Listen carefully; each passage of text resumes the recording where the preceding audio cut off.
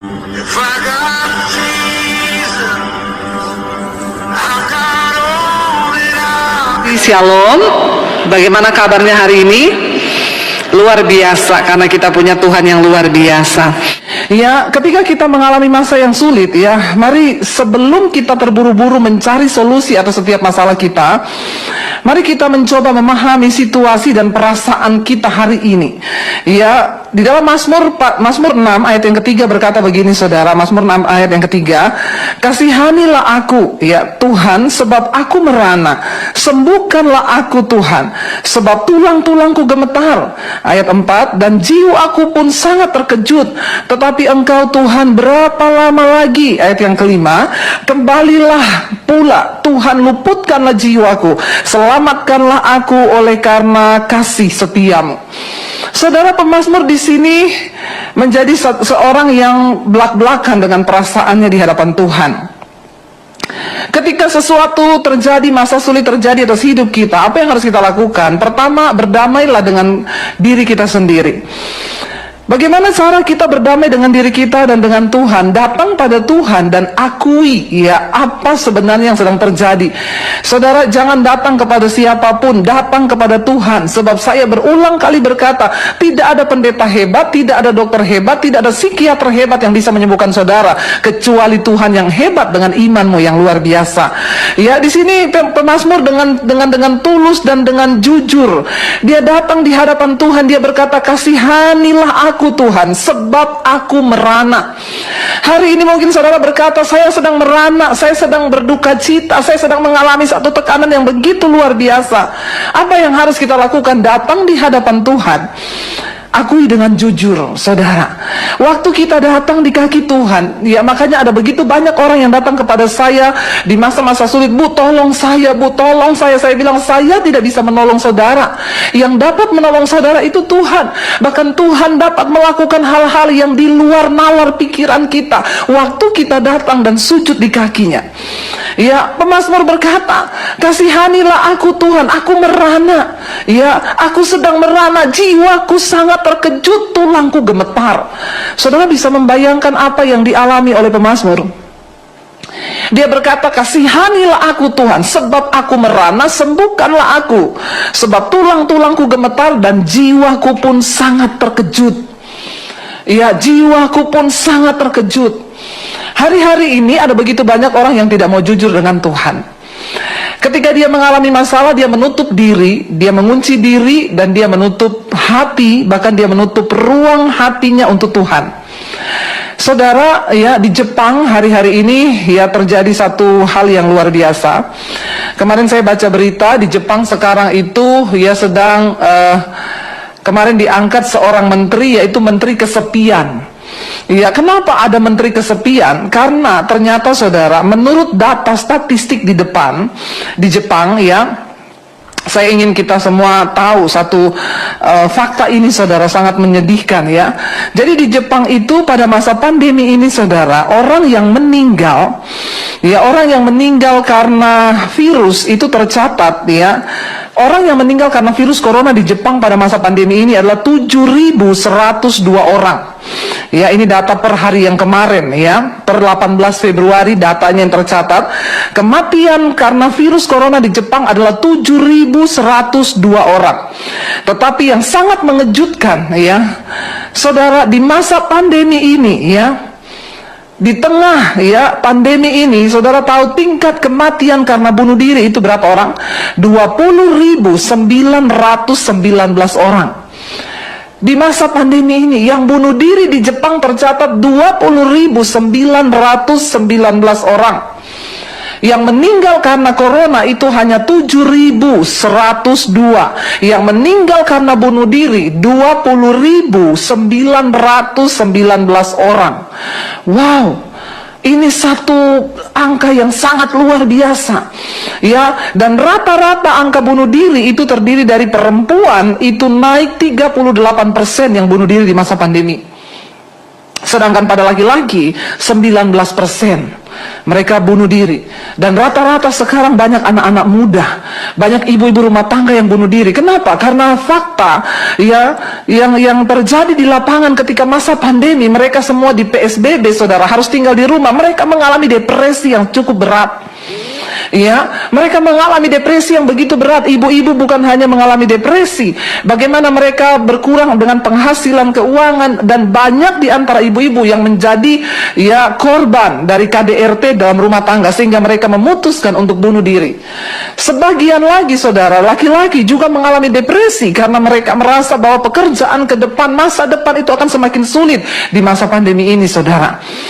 Ya, jadi saudara bisa bayangkan angka bunuh diri di perempuan itu naik sampai 38% dan laki-laki 19%. Jadi mereka yang bunuh diri itu lebih banyak dari kematian karena corona, saudara.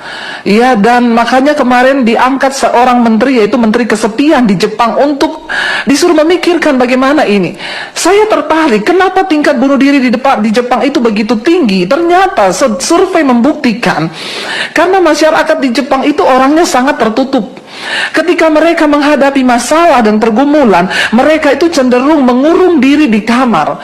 Ya, mereka tidak mau datang kepada Tuhan, apalagi saudara, mengurung diri di kamar, mereka tidak bersosialisasi, mereka menjadi orang-orang yang sangat tertutup. Ya, itu berbahaya. Ketika kita sedang dalam tekanan lalu kita menyimpan dan menekan perasaan itu bisa membunuh jiwa kita loh, saudara. Nah, ketika kita ada sedang dalam tekanan, apa yang harus kita lakukan? Datang pada Tuhan, berdamai dengan Tuhan, berdamai dengan dirimu sendiri. Pemazmur berkata, kasihanilah aku Tuhan, sebab aku merana. Ya, sembuhkanlah aku, sebab tulang-tulangku gemetar dan jiwaku pun sangat terkejut. Kita tidak tahu dengan keadaan apa yang akan terjadi hari-hari ini. Tapi bagian kita, saudara, berserahlah hanya kepada Tuhan. Datanglah kepada Tuhan, mengakulah dengan jujur. Saya pun pernah mengalami masa-masa sulit di hidup saya. Dan ketika saya mengalami masa sulit dengan perjuangan dan penderitaan yang begitu hebat, ya saudara, jangan pernah berkata, ya ibu bisa ngomong begitu karena ibu tidak pernah mengalami. Saya mengalami bagaimana pedih dan bagaimana penderitaan yang begitu hebat ketika saya mulai mengikuti Yesus. Tapi ketika saya menghadapi pergumulan, apa yang saya lakukan? Saya tidak cari siapapun. Saya datang di kamar, saya berlutut di kaki Tuhan, saya menangis dan dengan jujur saya berkatakan, Tuhan, aku tidak sanggup, Tuhan, aku membutuhkan Engkau, Tuhan. Saudara, ketika engkau datang dengan berurai air mata, firman Tuhan berkata, saat mereka datang dengan bercucuran air mata, kata Tuhan, maka aku akan hadir kepada mereka seperti orang mereka berjalan di padang gurun. Mereka mencari peristirahatan bagi dirinya sendiri, kata Tuhan, ketika bangsa Israel jatuh dalam dosa dan mereka memberontak terhadap Tuhan. Dosa mengakibatkan mereka jauh dari Tuhan sehingga mereka lelah dengan hidup. Mereka digambarkan seperti orang yang berjalan di padang gurun, yang mencari tempat peristirahatan bagi diri mereka. Tetapi firman Tuhan berkata, dari jauh Tuhan melambai kepada mereka. Aku mendatangi engkau, Tuhan berkata.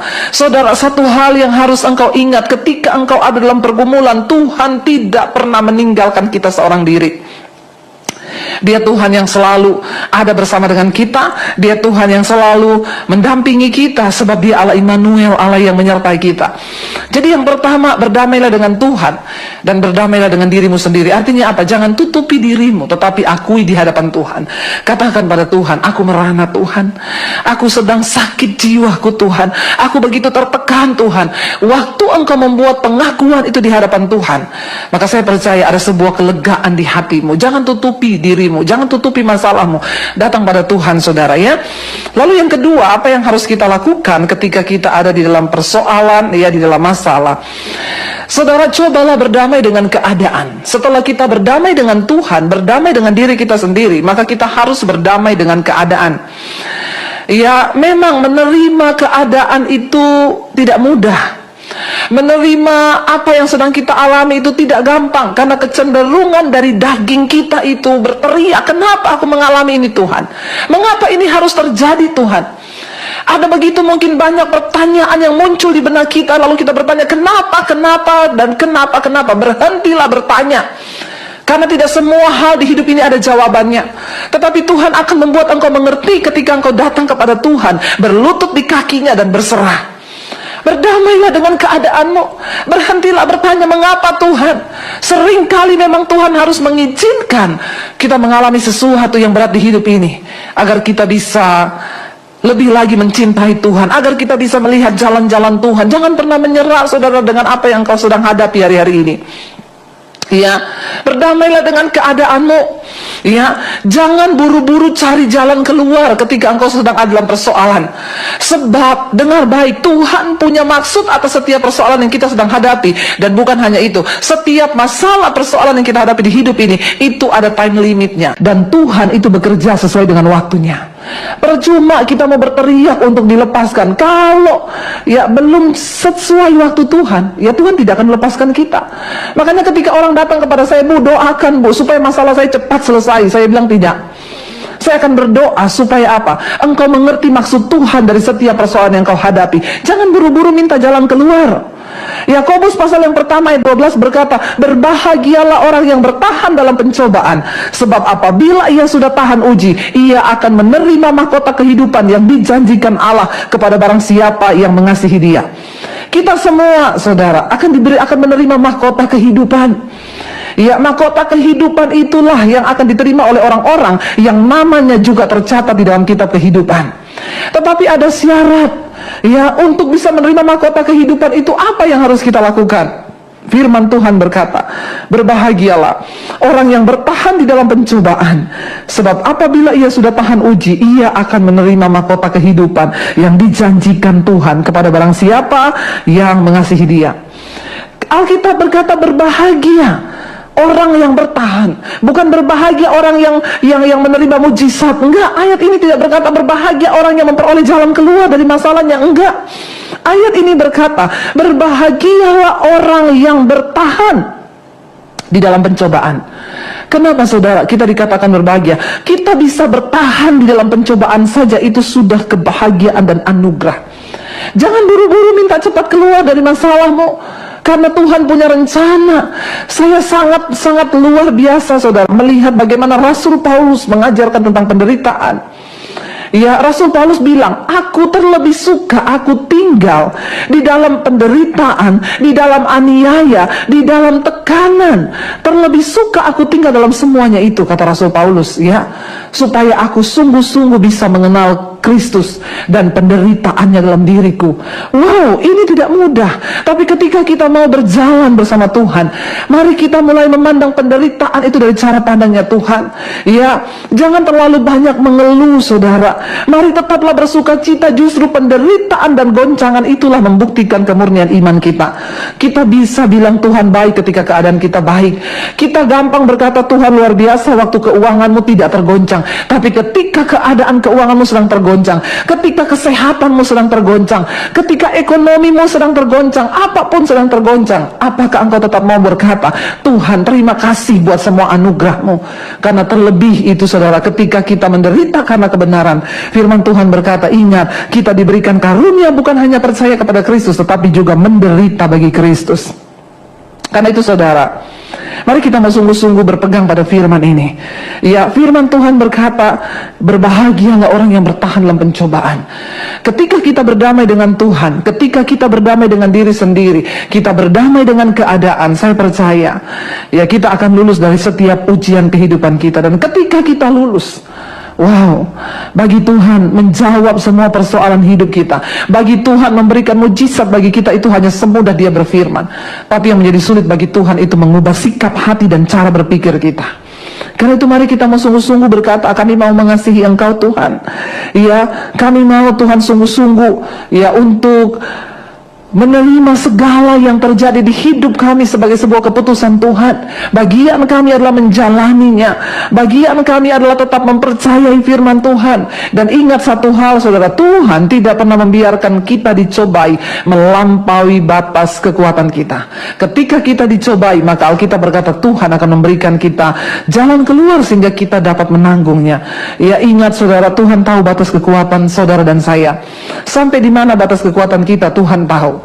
Saya mau tutup dengan sebuah cerita. Satu kali ada seorang muda yang bijaksana, dia datang kepada seorang bapak tua, pembuat perhiasan emas. Anak muda yang bijaksana ini memesan sebuah cincin dan dia berkata, "Pak, saya meminta Bapak untuk menulis satu kalimat di cincin ini yang akan menyimpulkan, karena Bapak umurnya sudah lanjut, ya, dan Bapak berbahagia. Saya ingin dari satu kalimat yang Bapak tulis di cincin saya itu mewakili satu pernyataan dari kehidupan Bapak sampai di masa tua ini. Itu merupakan satu kesimpulan, sebuah kalimat yang sangat berarti yang akan saya pakai untuk saya renungkan seumur hidup." Lalu bapak tua ini, saudara, lama dia berpikir apa kalimat yang akan dia tulis di cincin itu. Sampai satu kali dia menemukan sebuah kalimat yang dia rasa cocok. Lalu dia tulislah di cincin yang melingkar itu sebuah kalimat yang bertuliskan begini, "Bahkan ini pun akan berlalu." Lalu ketika dia serahkan cincin itu, anak muda yang bijaksana itu menerima cincin itu dan membaca tulisan itu. Ya, saya kan meminta kalimat bijak, tetapi kenapa dia menulis bahkan ini pun akan berlalu? Lalu dia, karena dia tahu, ya pakai aja walaupun dia tidak tahu apa maksudnya. Satu kali ketika anak muda ini mengalami penderitaan yang begitu berat, lalu tanpa sengaja dia melihat cincin yang ada di jarinya, dia membaca tulisan, bahkan yang ini pun akan berlalu.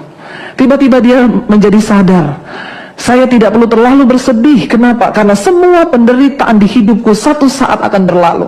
Saudara, waktu ini terus berputar. Kalau saat ini Anda sedang diizinkan mengalami pencobaan, tetaplah bersyukur, jalani dengan iman yang teguh. Kenapa? Karena penderitaan itu satu saat akan berlalu. Ketika satu kali dia sudah lepas dari penderitaannya, dia sedang diberkati, dia sukses. Satu kali ketika dia sedang berpesta, bersenang-senang, dia membaca cincin yang ada di jarinya dia yang bertuliskan, bahkan ini pun akan berlalu. Dia jadi sadar bahwa kesenangan yang aku nikmati saat ini satu saat juga akan berlalu. Dan itu membuat dia sadar, dia tidak lupa diri dengan semua kesenangan. Seringkali manusia ketika diberkati, keadaannya semua baik, lupa diri dengan Tuhan. Makanya seringkali Tuhan mengizinkan goncangan itu datang untuk membawa kita kembali kepada Tuhan. Dan ketika dia membaca tulisan itu, apa kesimpulannya, saudara, malam hari ini? Waktu engkau sedang diberkati, sedang dalam keadaan yang senang, keadaanmu baik-baik saja, jangan lupa diri, tetaplah ingat Tuhan. Kenapa? Karena masa kesenangan itu suatu saat akan berlalu. Sebaliknya ketika engkau sedang ada dalam penderitaan, tekanan yang berat, ingat, satu saat itu pun juga akan berlalu. Tuhan sudah terlalu baik bagi kita, saudara. Sungguh besar kasih karunia-Nya bagi kita. Mari saudara, kita mau sungguh-sungguh menghargai apa yang sudah Tuhan buat bagi kita. Hari-hari ini rasanya semakin mencekam, saudara, ya. Ya, apa yang kita dengar hari-hari ini, gelombang virus naik, saudara, ya, bahkan banyak varian bertambah-tambah, ya, akan terus bertambah dan bertambah. Firman Tuhan sudah berkata bahwa memang di akhir zaman ini kita akan mendengarkan berita-berita yang menakutkan. Yesus berkata, bahkan tidak sedikit orang yang akan mati, bukan karena penyakit, bukan karena virus, tapi karena ketakutan dan kecemasan berhubung dengan semua yang terjadi di dunia ini. Seperti yang kita dengar setiap malam di acara Mesbah Doa, banyak yang konseling, "Ibu, saya sesak napas, tidak ada sakit, tapi tiap hari saya ketakutan sampai dada saya sesak." Lah, ini kalau terus dibiarkan, maka orang bisa mati karena ketakutan. Dan memang apa yang sudah Yesus nubuatkan itu akan terjadi. Ya, tapi saudara, kita kan tahu dan kita juga semua percaya bahwa keadaan ini akan terus berubah-ubah. Bahkan makin ke sini, makin ke akhir zaman kan keadaan akan semakin sulit, akan semakin sukar. Bahkan akan semakin banyak perubahan yang bahkan kita tidak sadari dan kita nggak bisa kendalikan dengan kekuatan kita akan terjadi. Nah, ketika itu terjadi, lah bagaimana kita bersikap? Yang terpenting di sini itu adalah ya iman dari orang-orang kudus. Bagaimana kita melihat semua ini? Satu hal yang saya lihat hari-hari ini adalah bagaimana iblis sedang berusaha menebarkan roh ketakutan, mengintimidasi banyak orang termasuk anak-anak Tuhan, sehingga kita seringkali kehilangan iman menghadapi segala situasi ini. Tapi hari ini saya mau saudara kita semua belajar ya betapa berbahayanya ketakutan kalau kita tidak berperang melawan segala ketakutan itu, saudara, ya. Firman Tuhan berkata di dalam 2 Timotius pasal yang pertama ayat yang ke-7, ya. 2 Timotius 1 ayat yang ke-7, firman Tuhan berkata, "Sebab Allah memberikan kepada kita bukan roh ketakutan, melainkan roh yang membangkitkan kekuatan, kasih dan ketertiban." Jujur saudara, ya dengan adanya pandemi ini semuanya rasanya saudara berubah. Ya, kita melihat bahkan di depan mata kita, ya zaman dulu itu orang kalau meninggal tetangga semua datang, ya memberikan dukungan, memberikan kekuatan. Hari-hari ini orang meninggal apalagi karena COVID, ya jenazahnya padahal di rumah sakit, tapi tidak ada satu orang pun berani datang ke keluarganya. Semua hanya tutup pintu dan ngintip dari balik jendela. Ini terjadi sekarang di mana belas telah dikalahkan oleh ketakutan. Tidak ada lagi belas kasih hari-hari ini. Ya, mau keluarganya nangis gulung-gulung di jalan, mau apa, orang gak ada yang berani datang memberikan penghiburan. Kenapa? Takut. Takut apa? Takut terjangkiti. Nanti kalau terjangkiti mati. Kita melihat keadaan ini saudara, ya mari kita memiliki kepekaan yang lebih lagi. Ya, apa yang terjadi? Perubahan yang benar-benar bertolak belakang dengan firman Tuhan. Tapi benar apa yang Alkitab katakan, di akhir zaman kasih akan memudar, belas kasihan akan hilang. Entah karena ketakutan, karena apapun alasannya, pokoknya orang tidak memiliki kasih lagi. Ya, dan Tuhan berkata 2 Timotius 1:7, sebab Allah memberikan kepada kita bukan roh ketakutan, tapi roh yang membangkitkan kekuatan. Virus corona ini datang bersamaan dengan roh ketakutan. Ya, apa yang harus kita lakukan hari-hari ini adalah memperkuat iman kita. Bukan hanya meningkatkan sistem imun. Saudara boleh olahraga, saudara boleh makan sehat, minum vitamin yang banyak. Bahkan sebagian orang menaruh imannya kepada vaksin. Mereka berpikir kalau sudah divaksin sudah aman. Hello saudara, apa yang bisa membuat iman kita aman? Hanya Tuhan. Dia yang pegang kendali. Saya selalu berkata, mungkin engkau punya uang, engkau bisa bayar rumah sakit mahal, engkau bisa bayar ventilator, engkau bisa bayar oksigen, engkau bisa beli vitamin mahal, engkau bisa beli dokter mahal, rumah sakit mahal. Tapi nyawamu itu adalah kedaulatan Tuhan. Mari kita selalu ingat itu. Makanya bolak-balik saya terus berkata, dan sampai hari ini pesan saya tidak pernah berubah. Jangan takut, hidup mati kita bukan di tangan corona, tapi di tangan Tuhan. Kalau belum waktunya, kita tidak akan mati. Tapi kalau sudah waktunya pun, ya sudah selesai, berarti sampai di situ tugas kita. Nah, hari-hari ini jangan takut berlebihan saudara, karena Tuhan tidak memberikan roh ketakutan. Kemarin ada yang menyangka saya, masa dibilang ketakutan itu roh? Ya apa-apa roh lah. Saya itu bicara sesuai firman Tuhan. Ketakutan itu roh. Firman Tuhan bilang, aku tidak memberikan roh ketakutan. Jadi kalau ketakutan itu roh, dia bisa mengikat seseorang. Ya, dia bisa mengikat hidup kita. Dulu orang cuma takut masa depan, cuma takut hidup, cuma takut. Sekarang dengan adanya virus corona ini, benar-benar ketakutan akan kematian menghentikan setiap langkah. Kita bisa bilang apa saudara hari-hari ini? Mari kita naikkan sistem iman kita. Naikin sistem iman kita dengan cara bagaimana? Jangan takut, ya. Jangan takut. Jangan takut. Ya, orang yang beriman tidak akan takut. Orang yang percaya pada Tuhan tidak mudah takut dan gentar dengan keadaan apapun. Ya, mari naikin sistem iman kita. Ya, jangan takut. Yang kedua, bagaimana cara supaya kita ini tidak kelepek-kelepek, supaya kita ini tidak mati karena ketakutan, karena kecemasan, supaya iman kita tidak digeserkan. Bagaimana cara kita membangun sistem iman kita hari-hari ini? Roma pasal 20 ayat yang ke-17 firman Tuhan berkata, Roma pasal 20 ayat yang ke-17, jadi iman timbul dari pendengaran, dan pendengaran oleh firman Kristus. Ya, bagaimana caranya kita membangun sistem iman kita? Banyak dengarkan firman Tuhan hari-hari ini. Banyak bergaul dengan firman, dengarkan khotbah-khotbah yang membangun iman. Dengarkan firman Tuhan, karena iman itu timbul dari pendengaran. Karena itu, mari saya mau berkata kepada saudara, filter apa yang saudara dengar hari-hari ini.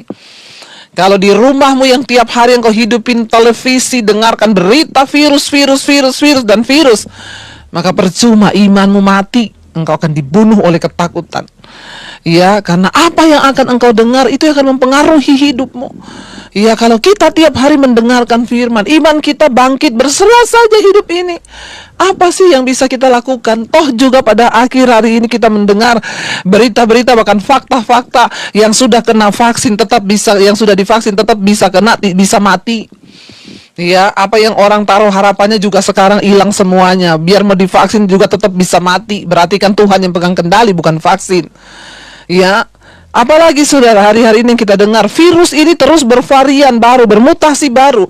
Setiap bulan dia baru. Jadi vaksin yang sudah divaksinkan kepada setiap orang itu sudah ketinggalan lagi. Sementara virus ini sudah berubah, vaksin itu sudah ketinggalan, tidak cocok lagi dengan virus ini. Mau apa? Hanya iman kepada Kristus, saudara. Dengan semua keadaan ini, mari jangan terkecoh. Ya, tetap taruh iman kita pada Tuhan, rasa percaya kita pada Tuhan. Ya, dengarkan firman Tuhan, sebab iman timbul dari pendengaran, dan pendengaran akan firman Kristus, bukan yang lain. Sekarang di grup WA tiap hari yang di-sharing COVID, dan COVID. Kita lihat apa hari-hari ini, mari kita mulai memfilter apa yang kita dengar. Ya, kita harus tetap jaga. Bukan berarti kita mencobai karena kita punya iman. Wah, keluar tanpa masker, itu namanya bodoh. Ya, itu namanya bodoh kalau nggak mau pakai masker. Ya, kalau keluar loh. Ya, sebab kita bisa menularkan kepada orang lain. Jangankan cuma corona, ya flu pun bisa kita tularkan ke orang. Dan sekarang aturan pemerintah memang harus pakai masker, harus tertib. Tetapi jangan ketakutan. Ya, dengarkan firman Tuhan, sebab iman timbul dari pendengaran. Jadi tolong di grup itu yang saudara share itu firman. Setiap hari saudara bersuka cita, setiap hari bangun sistem imanmu. Sebab firman Tuhan bilang hati yang gembira itu obat yang manjur. Hati yang gembira obat yang manjur, ya. Naikkan sistem iman dengan cara apa? Dengar firman Tuhan. Kalau saudara dengar yang menakutkan, maka Ayub pasal 3 ayat 25 berkata, ya, ini bahayanya kalau saudara terus mendengarkan berita-berita yang menakutkan. Ya, sel tubuhmu juga akan terpengaruh, semuanya terpengaruh. Bahkan bukan cuma itu, ya, keadaan akan mempengaruhi sesuai dengan apa yang kau takutkan. Ayub pasal 3 ayat 25 berkata, karena yang kutakutkan itulah yang menimpa aku, dan yang kucemaskan itulah yang mendatangi aku. Ya, Ayub bilang, yang kutakutkan itu yang menimpa aku, yang kucemaskan itu yang mendatangi aku. Kenapa itu bisa terjadi? Karena sesuatu yang kita takutkan itu sama dengan kita imani dan percayai. Sesuatu yang kita cemaskan itulah yang kita imani dan kita percayai. Kalau yang di pikiran kita hanya itu terus, maka itu kan berarti yang kita percayai. Ya, apa yang aku takutkan itu yang menimpa aku, dan yang aku cemaskan itulah yang mendatangi aku. Mari kita sungguh-sungguh hari-hari ini benar-benar hanya mendengarkan firman saja. Ya, mari kita mau terus percaya bahwa iman kita harus bertumbuh hari-hari ini. Bagaimana cara iman bertumbuh? Setan itu tahu. Kalau kita banyak dengar firman, kalau kita banyak baca firman, iman kita akan tumbuh. Makanya dia selipin saudara hari-hari ini, ya, dengan virus dan virus. Di grup isinya semua cuma virus. Mari kita beritakan kasih Tuhan, kuasa Tuhan yang lebih besar, dan ingat Tuhan yang pegang kendali atas nyawa kita, Dia yang berdaulat. Jangan biarkan ketakutan saudara menguasai hidupmu, sampai kita sesak napas bukan karena sakit, tapi karena ketakutan. Dan ingat, apa yang aku takutkan, kata Ayub, itulah yang menimpa aku. Apa yang aku cemaskan, itulah yang mendatangi aku. Ya, biar kita hari-hari ini mau terus saudara hidup di dalam perkenanan Tuhan. Kita mau mengejar apa yang berkenan kepada Tuhan. Jangan biarkan imanmu lemah, jangan biarkan kakimu goyah. Ya, tapi datang pada Tuhan, dengarkan firman. Setiap hari bukan hanya engkau mendengar firman, engkau memperkatakan firman. Ya, aku percaya kuasamu lebih besar Tuhan. Aku percaya bahwa engkau Tuhan yang ajaib, yang adil, engkau Tuhan yang luar biasa. Engkaulah gunung batuku, kubu pertahananku, Allahku yang aku percaya. Engkau yang tidak akan membiarkan kakiku goyah, tetapi engkau Tuhan yang akan menyelamatkan aku. Perkatakan firman Tuhan saudara. Dengarkan dan perkatakan, sebab iman timbul dari pendengaran, dan pendengaran akan firman Kristus. Jangan biarkan pendengaran kita diisi oleh hal-hal yang negatif setiap hari. Mari kita dengarkan firman Tuhan. Mari kita banyak mendengarkan firman, mendengarkan sesuatu yang menjadi kekuatan sehingga iman kita dibangun. Ya, terus tumbuhkan imanmu, timbulkan imanmu, bangun imanmu di atas dasar yang paling teguh, yaitu Kristus. Ya, dan jangan biarkan saudara iblis menipu kita, sebab Tuhan tidak memberikan roh ketakutan kepada kita, tetapi roh yang membangkitkan kekuatan kepada kita. Ya, terus berkatakan yang positif, terus berkatakan yang baik hari-hari ini. Lalu kalau begitu apa yang harus kita lakukan saudara supaya iman kita ini naik, sistem iman kita naik? Mazmur 27 ayat yang ke-14 berkata, nantikanlah Tuhan, kuatkanlah dan teguhkanlah hatimu, ya nantikanlah Tuhan. Kita sedang ada di masa-masa penantian hari-hari ini. Kita sedang menantikan Tuhan. Ya, kita sedang menantikan kedatangan Tuhan. Mungkin kita sedang menantikan pertolongan Tuhan. Mungkin kita sedang menantikan campur tangan Tuhan. Kita sedang menantikan jawaban dari Tuhan. Apa yang harus kita lakukan hari-hari ini agar iman kita bangkit dan sistem iman kita naik? Nantikanlah Tuhan. Di dalam proses penantian itu, kuatkanlah dan teguhkanlah hatimu. Akan ada hal-hal yang membuat iman kita tidak kuat dan menjadi lemah. Akan ada hal-hal yang akan membuat iman kita tidak teguh tetapi tergoncang dan tergoyah. Ya, tapi firman Tuhan ini berkata, nantikan Tuhan, kuatkan dan teguhkanlah hatimu. Jangan mau digoyahkan. Di dalam proses penantian kita hari-hari ini, kuatkan iman kita. Teguhkan iman kita, perkatakan, aku percaya Tuhan, aku kuat sebab Tuhan yang menopangku. Lawan setiap serangan iblis hari-hari ini yang mau melemahkan iman saudara. Ya, setiap hari pikirannya nanti kena COVID, nanti kamu kena COVID, nanti kamu kena COVID. Ya, kalau sudah ada perkataan itu, perkatakan, aku percaya Tuhanlah perlindunganku. Mungkin sekalipun aku kena, ya aku tahu aku pasti disembuhkan. Kalau belum waktunya aku mati, aku tidak akan mati. Tapi kalau sudah waktunya, kepada Tuhanlah aku menyerahkan roh, jiwa dan tubuhku ini. Nantikan Tuhan hari-hari ini saudara. Kita semua sedang dalam proses penantian. Menanti kedatangan Tuhan itu yang terpenting, ya. Menanti pengangkatan, pembebasan tubuh kita ini. Saya tidak mau saudara di waktu-waktu penantian ini saya lalai dan tidak berjaga-jaga, ya. Maka ya kita akan kedapatan sebagai orang-orang yang akan tertinggal. Ya, kemarin ada seseorang yang menelpon saya, dia bilang, Bu Debbie, saya mimpi Tuhan datang, Bu. Dan kita semua terangkat, Bu. Waktu saya di dalam mimpi mengalami pengangkatan, yang pertama saya mau lihat pendeta siapa yang ada di dalam pengangkatan ini.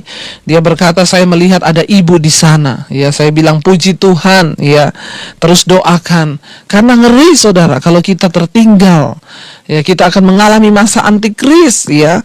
Dan itu adalah masa yang sulit dan keselamatan hanya akan bisa dibayar oleh darah sendiri. Selama masih ada waktu, hari-hari ini kita sedang menanti-nantikan kedatangan Tuhan. Mari kita terus kuatkan iman kita. Bangun sistem imanmu. Dengarkan firman hari-hari ini. Saudara hanya banyaknya hari-hari ini harus banyak bergaul dengan firman Tuhan. Perkatakan firman itu, renungkan firman itu, dan biar firman itu yang mengambil alih kehidupan kita, bukan sesuatu yang lain. Ya, biarlah kita hari-hari ini mau terus berkata, Tuhan aku kuat, aku mau menantikan Engkau, meneguhkan hatiku, ya, dan menjadi kuat di dalam Engkau. Teguhkanlah dan kuatkanlah hatimu. Nantikanlah Tuhan. Jangan pernah menyerah saudara. Bahkan mungkin hari-hari ini mungkin saudara sedang mengalami sakit. Ya, biarlah engkau memperkatakan, Tuhan aku menantikan Engkau. Ya, aku menantikanmu Tuhan. Dan aku mau imanku tetap kuat dan hatiku tetap teguh di dalam Engkau. Mungkin di antara saudara sedang menantikan, ya, mengalami masalah yang pelik hari-hari ini dalam keuangan.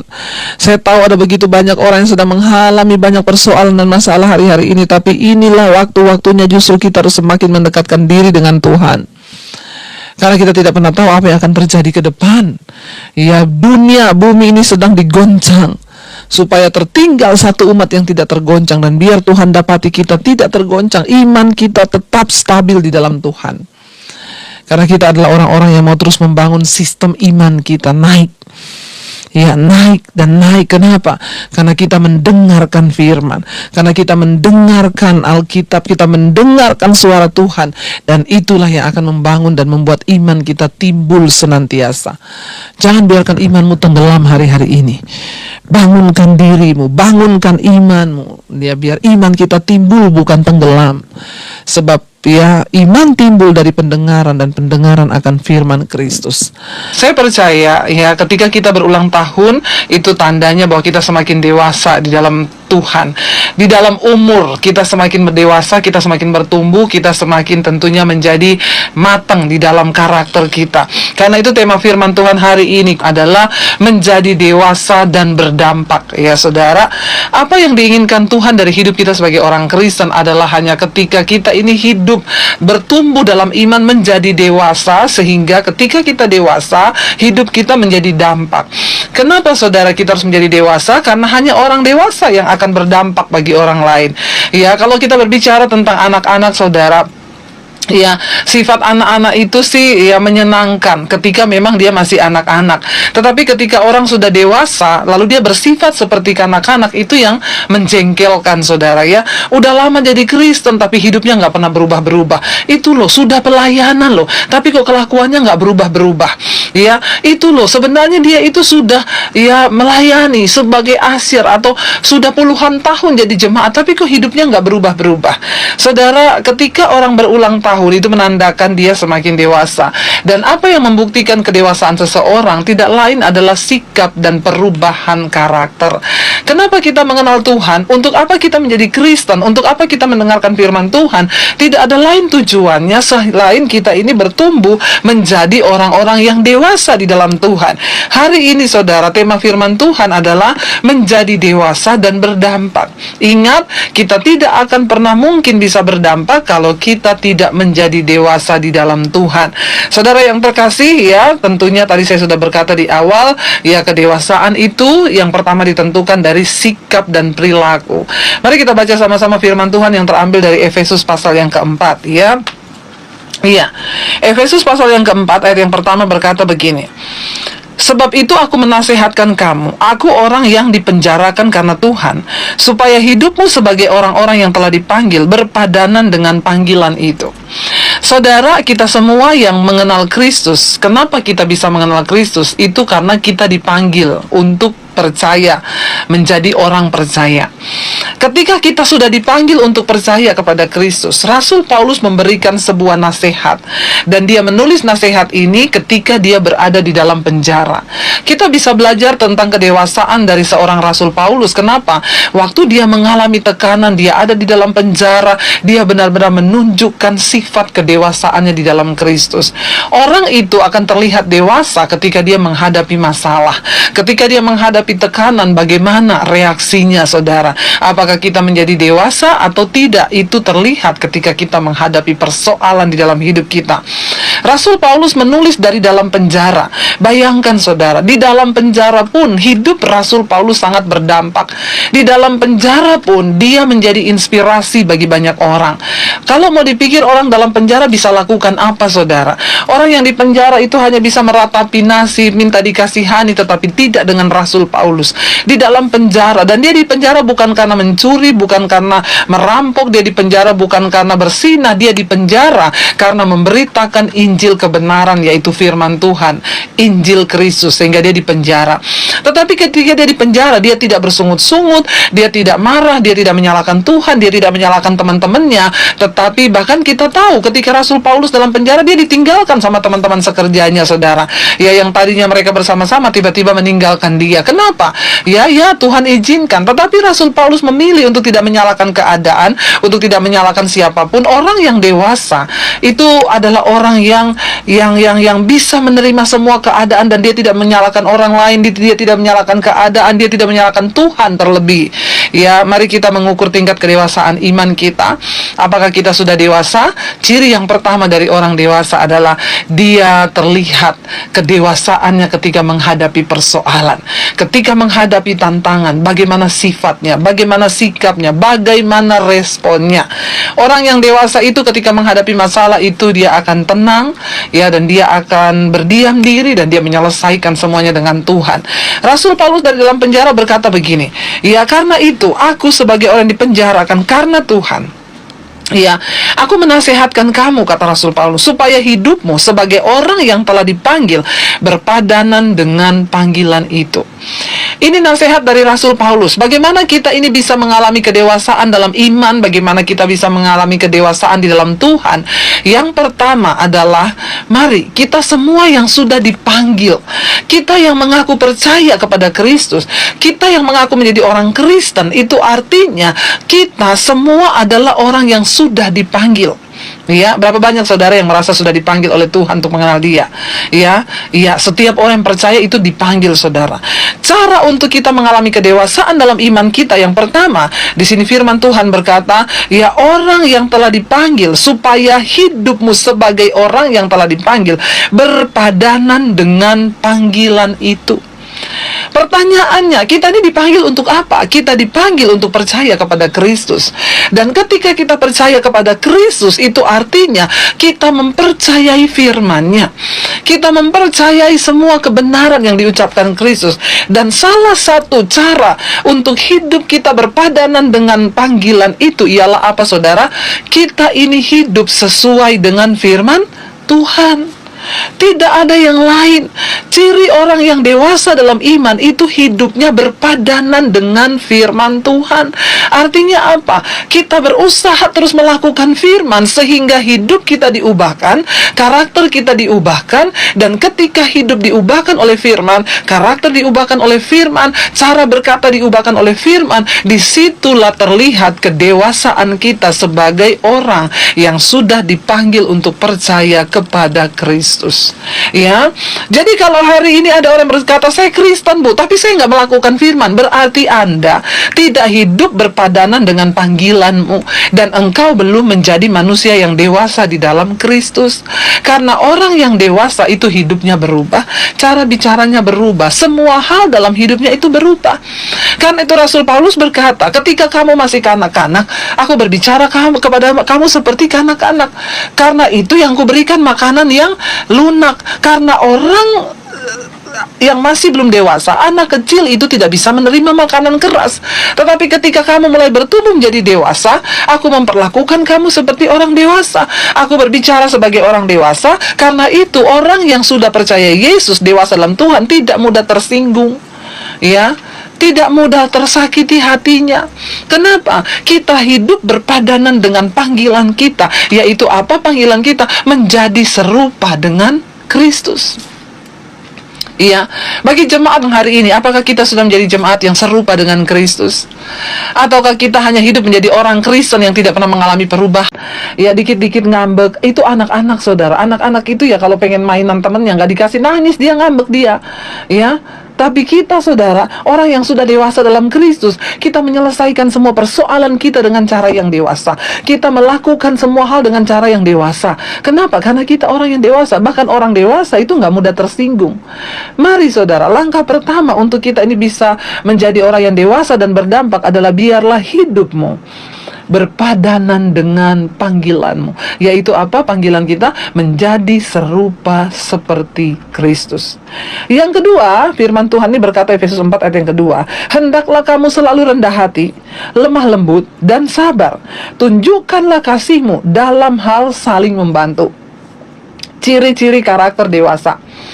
Rasul Paulus berkata di sini, ketika engkau itu hidup berpadanan dengan panggilan, maka akan terlihat ya perubahan dalam hal karakter kita. Yang pertama, ya, dia berkata begini, hendaklah kamu selalu rendah hati. Ya, rendah hati itu, saudara, ya, bukan yang diomong-omongin. Ada orang yang berkata begini, saya ini rendah hati loh. Ya, itu namanya sombong.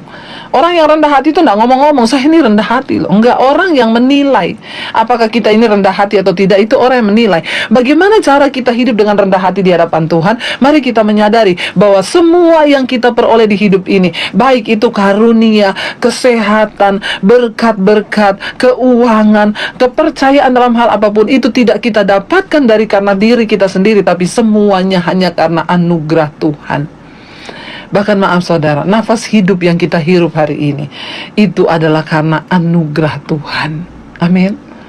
Dengan apa yang terjadi hari-hari ini, virus corona yang merajalela di mana-mana, ada begitu banyak orang yang meninggal. Tapi kalau kita sampai hari ini masih dikasih kesempatan hidup, itu adalah anugerah Tuhan yang tidak boleh kita sia-siakan. Yang harusnya kita ini bertanya, kenapa aku masih ada sampai hari ini Tuhan? Itu berarti karena ada rencana Tuhan di dalam hidup kita. Ya, saudara, ya, saya itu suka ingat lagunya Ebit G. Ade, saudara, ya. Dia itu berkata begini dalam lagunya itu, ya. Kita pasti ingat tragedi yang memilukan. Mengapa harus mereka yang terpilih menghadap, ya? Mungkin ada hikmah yang harus kita petik. Atas nama jiwa, mari heningkan cipta. Loh, kalau kita melihat benar apa yang dia katakan, kalau kita melihat betapa banyaknya tragedi yang memilukan, virus corona, mungkin bencana atau kecelakaan yang setiap hari kita melihat merenggut nyawa manusia, kalau kita masih ada sampai hari ini, ya kenapa orang lain yang terpilih menghadap? Mari, dia berkata, mari renungkan, ya, biar kita merenungkan cipta dengan jiwa yang terbuka dan bertanya, Tuhan, kalau kami masih hidup sampai hari ini, itu berarti ada maksud dan rencana Tuhan dalam hidup kami. Ya, mari kita hidup dengan rendah hati bahwa semua yang kita ada hari ini, apapun yang kita sedang nikmati, itu bukan berasal dari diri kita, tapi dari Tuhan. Orang yang dewasa, ya, dia hidup dengan rendah hati. Beda dengan anak-anak yang apa dikit marah. Ya, kalau dia dikasih yang sana, ini nggak dikasih, marah dia. Kenapa dia dikasih, saya tidak? Itu anak kecil. Ya, bahkan di gereja pun masih banyak yang terjadi begitu, saudara. Ya, masa dia dikasih pelayanan, saya tidak, saudara. Kalau kita belum dipilih, mari kita dengan rendah hati berkata, ya sudah, berarti saya belum dapat kesempatan.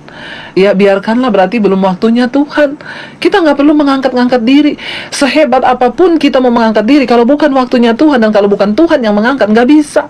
Tapi ketika kita merendahkan diri kita dan menyadari bahwa kita hanyalah alat Tuhan dan memberikan hidup yang terbuka dengan kerendahan hati di hadapan Tuhan, maka Tuhan sanggup mengangkat kita tepat pada waktunya. Amin, saudara. Yang pertama, orang yang dewasa itu dia rendah hati. Yang kedua, lemah lembut. Iya, lemah lembut itu bukan kayak orang Solo, saudara, ya, yang kalau ngomong iya, kayak suami saya itu, saudara, ya. Suami saya itu orang Solo, saudara. Kalau marah dia ngomong, saudara, aku boleh marah nggak? Ini lemah lembut sekali. Ya, tapi apakah itu tanda kedewasaan? Bukan hanya seperti itu. Lemah lembut itu artinya apa? Ya, hatinya itu mudah tersentuh.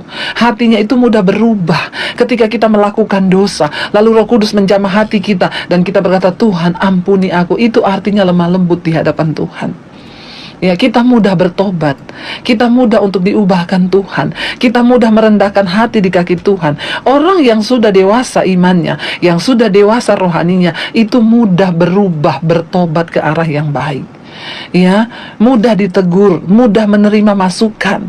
Kenapa? Karena ada begitu banyak orang yang tidak mudah menerima masukan, saudara. Kalau ditegur marah, tersinggung, padahal kita niatnya baik. Padahal Alkitab berkata, lebih baik teguran yang nyata-nyata daripada kasih yang tersembunyi. Seorang sahabat itu memukul, saudara, tetapi seorang lawan itu mencium dengan limpahnya. Tapi seorang sahabat yang benar itu akan memukul dengan tinju untuk apa? Untuk memberitahu kalau kita ini salah. Orang yang dewasa itu mudah diberitahu, tidak mudah tersinggung, gampang menerima, hatinya itu lemah lembut. Mari kita introspeksi diri, sudahkah kita ini dewasa? Maukah kita ditegur? Maukah kita berubah? Ya, yang berikutnya, yang ketiga, Rasul Paulus bilang, orang yang berpadanan dengan panggilannya itu dalam Kristus. Yang ketiga itu sabar. Ya, sabar, saudara. Sabar menunggu waktu Tuhan. Ya, sabar untuk diproses. Ya, sabar untuk diangkat Tuhan. Ya, sabar untuk menahan tidak marah. Sabar untuk tidak tersinggung. Ya, sabar, saudara. Ya, itu tanda kedewasaan rohani. Oh, sekalipun kita direndahkan, tidak apa-apa, aku percaya ada rencana Tuhan. Sekalipun kita difitnah, biarin aja, Tuhan pasti turut bekerja. Jangan coba menolong dirimu sendiri. Orang yang sabar itu artinya orang yang mempercayai Tuhan dengan segenap hati. Dia percaya bahwa segala sesuatu yang terjadi itu adalah seizin Tuhan. Kita ingat kisahnya Yusuf. Ketika Yusuf ada di rumah Potifar, Alkitab berkata Yusuf adalah seorang yang benar. Dia benar di mata Tuhan. Ya, dia benar di mata manusia. Tetapi ketika diizinkan dia difitnah oleh istri Potifar, sebenarnya Potifar kenal siapa Yusuf. Yusuf adalah seorang yang takut akan Tuhan. Dan karena Potifar tahu Yusuf takut Tuhan, makanya dia berani mempercayakan seisi rumahnya kepada Yusuf. Tapi ketika Potifar diperhadapkan untuk memilih Yusuf atau istrinya, demi nama baik dia memilih membela istrinya dan menjerumuskan Yusuf di dalam penjara. Yusuf bisa marah nggak? Yusuf bisa protes nggak? Bisa, tapi dia cuma memilih sabar. Kenapa saudara? Karena Yusuf tahu Tuhan turut bekerja dalam segala perkara di hidupnya untuk mendatangkan kebaikan. Ternyata tidak ada jalan lain menuju ke istana selain melalui pintu penjara. Iya, tadinya Yusuf berkata mungkin di rumah Potifar adalah tempat yang terbaik. Dia sudah mengalami kesenangan, tadinya dia budak tapi dia diangkat menjadi orang nomor 2-nya Potifar setelah Potifar. Tapi Tuhan tahu tempat terbaik Yusuf bukan di rumah Potifar tapi di istana raja. Bagaimana cara Tuhan membawa Yusuf masuk ke istana? Lewat pintu penjara. Lalu dia ketemu dengan pencampur minuman raja, menerjemahkan mimpi. Tuhan itu turut bekerja. Karena itu bagian kita sabar. Sabar tunggu waktu Tuhan, sabar dan percaya bahwa tidak ada yang terjadi dalam hidup kita yang terjadi secara kebetulan. Tuhan itu turut bekerja dalam segala perkara untuk mendatangkan kebaikan di hidup kita. Percayalah saudara, tidak ada yang terjadi secara kebetulan. Tuhan itu turut bekerja mendatangkan kebaikan. Tidak ada jalan lain menuju ke istana selain lewat pintu penjara. Orang yang sabar, orang yang gampang menerima segala keadaan, karena kita percaya ketika kita tetap hidup dalam kekudusan, kita lakukan bagian kita, hidup dalam ketaatan pada Tuhan, semua proses yang terjadi, kita dihancurkan, kita direndahkan, kita difitnah, itu akan membawa hidup kita naik dan Tuhan sedang membentuk kita. Karena itu firman Tuhan berkata saudara ya, Tuhan itu membentuk orang yang dikasihinya. Justru kalau kita tidak pernah dibentuk, saya curiga kita nggak dikasihi Tuhan. Jadi orang yang dewasa, orang yang sabar menghadapi penderitaan. Saya doakan supaya jemaat di tempat ini semua dibentuk Tuhan, supaya terlihat kedewasaan imanmu. Yang belum dibentuk Tuhan, biar dihajar Tuhan. Amin. Bilang amin dong saudara. Jangan hanya mau berkat, dan berkat. Kita mau dihajar Tuhan. Kita mau berani berkata, ujilah aku Tuhan, cobalah aku Tuhan, selidiki hatiku dan batinku, biar engkau temui aku ini kedapatan berkenan di hadapanmu. Itu ciri orang yang dewasa. Dia sabar mengalami penderitaan. Dia sabar menghadapi setiap tekanan. Dia sabar menghadapi setiap pergumulan di hidupnya, karena dia tahu Tuhan itu Tuhan yang turut bekerja mendatangkan kebaikan di setiap kehidupannya. Saudara, di sini dia katakan yang terakhir, orang yang dewasa itu tunjukkanlah kasihmu dalam hal saling membantu. Ciri orang yang dewasa berikutnya itu dia tidak memikirkan dirinya sendiri. Kita lihat anak kecil itu saudara, kalau dapat makanan ya dia tahan buat dirinya sendiri, dia lari jauh-jauh, lalu anak kecil yang lain akan datang merampasnya. Ciri orang yang dewasa di dalam iman dan rohani, dia tidak hidup bagi dirinya sendiri, dia mau berbagi dengan orang lain. Ya, apakah engkau sudah menjadi jemaat yang dewasa dan berdampak bagi banyak orang?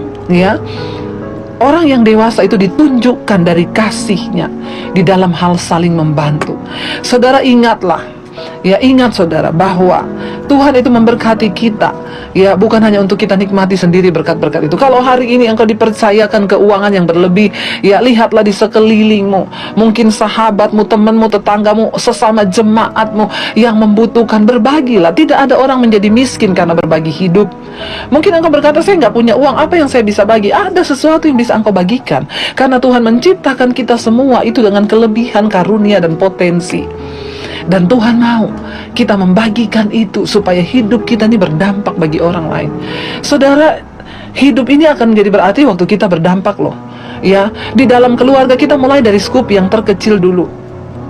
Ya, mari kita cek sebagai anak, apakah engkau sudah berdampak dalam rumah tangga, dalam keluarga buat orang tuamu? Coba cek, dari bangun pagi sampai mau malam, dampak positif apa yang dirasakan orang di dalam rumahmu sebagai engkau sebagai seorang anak? Apa yang sudah engkau buat untuk orang tuamu? Sebagai seorang istri, ya, mari coba kita cek. Nggak usah yang muluk-muluk dulu bicara berdampak bagi dunia, di dalam skup yang terkecil yaitu dalam keluarga. Apakah kita sudah berdampak juga bagi keluarga kita sebagai istri? Apakah kita menjadi istri yang berdampak untuk anak, suami, sehingga hidup kita bisa dinikmati? Ya, saya bersyukur keberadaan saya dalam keluarga itu dirindukan. Makanya kalau saya pelayanan nggak boleh lama-lama, saudara. Kenapa? Ya karena semua orang di rumah mengharapkan kehadiran saya, suami, anak-anak. Apakah kehadiran kita di rumah diharapkan? Sebagai seorang istri kita menjadi penolong bagi suami dan anak-anak. Kita berdampak nggak?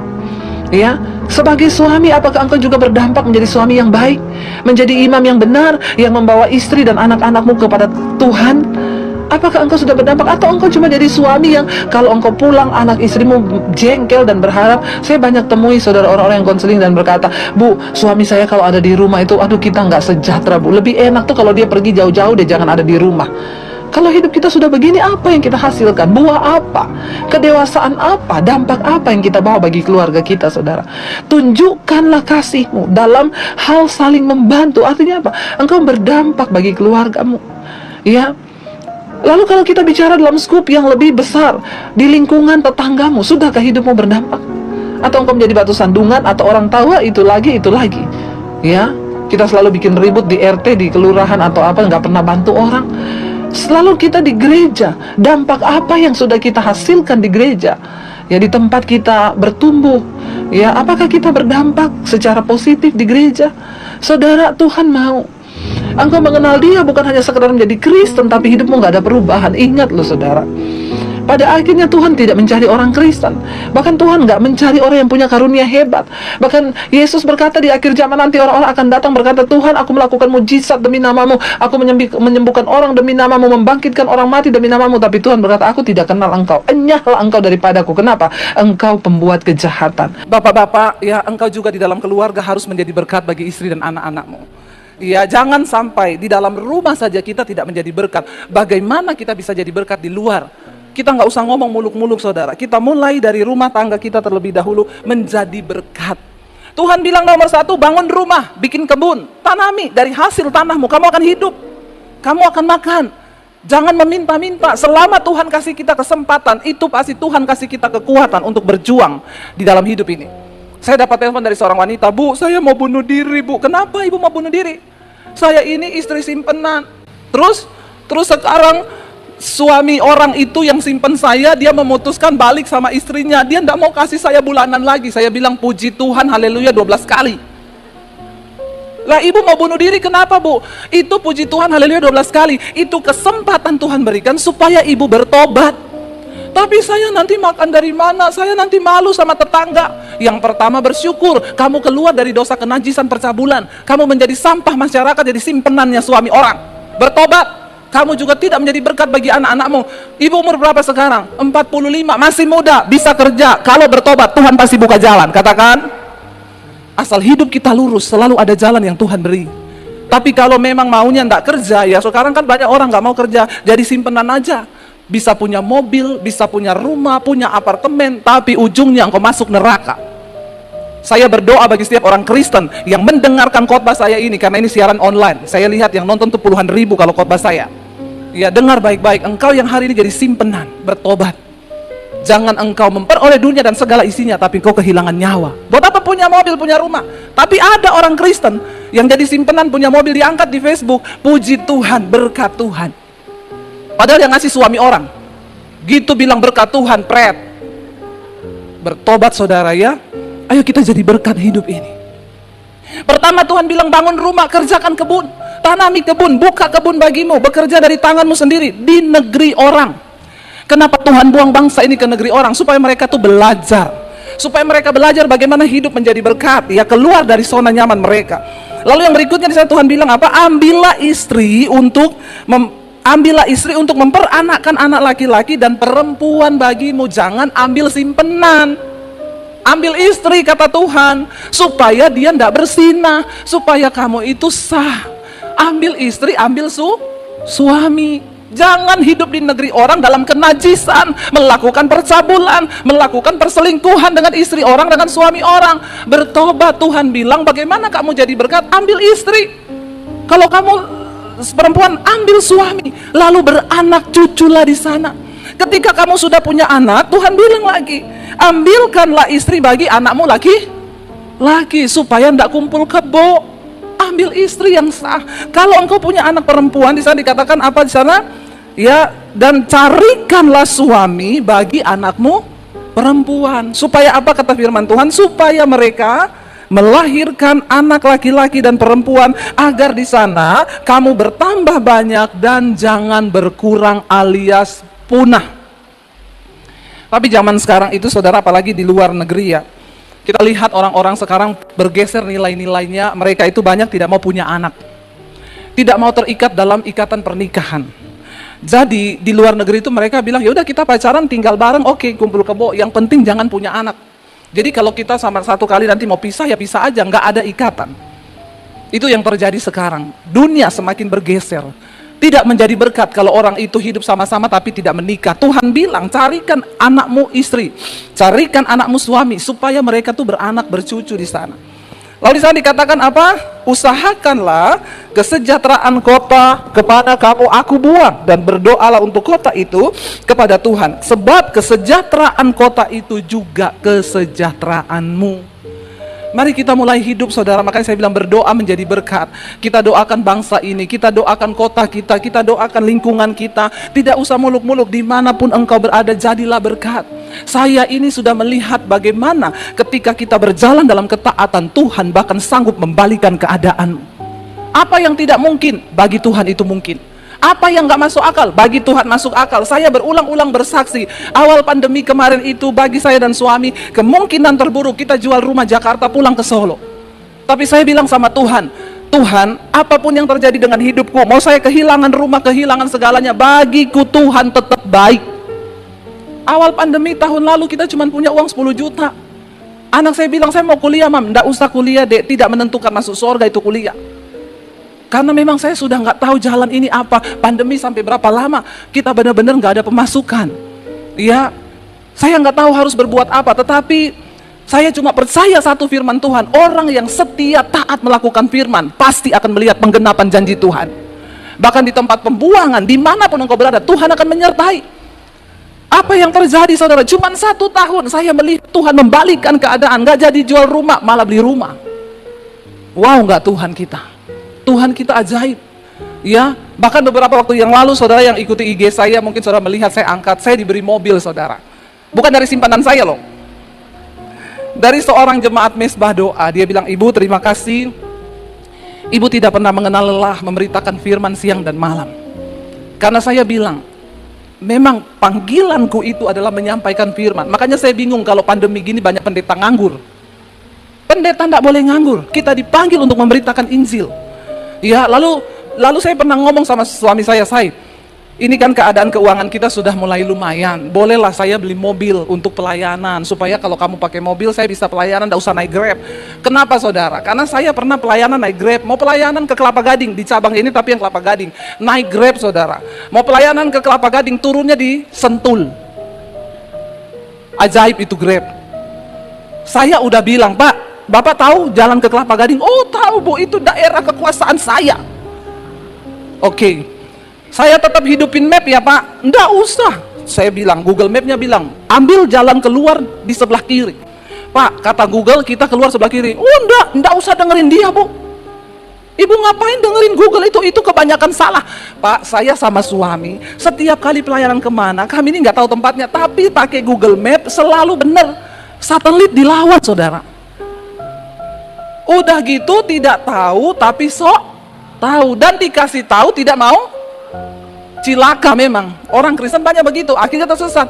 Saya bilang, Pak keluar loh. Enggak, Bu, saya tahu, tenang, pokoknya Ibu tenang saja. Lurus lagi, saudara. Dia bilang lagi, Google Mapnya bilang lagi keluar sebelah kiri. Pak, kata Google Map keluar. Enggak, Bu, Ibu tutup aja itu, matiin. Bener, dia bablas terus. Saya lihat, Pak, di depan Sentul. Saya sudah garuk kepala dari Kelapa Gading, udah telepon, Ibu sudah sampai mana ya? Udah mau selesai pujian. Saya bilang, Pak kenapa kita sampai di Sentul, Pak? Ini kita pasti jauh, saya pulang bagaimana? Ini saya mau pelayanan telat. Saya sudah, akhirnya saya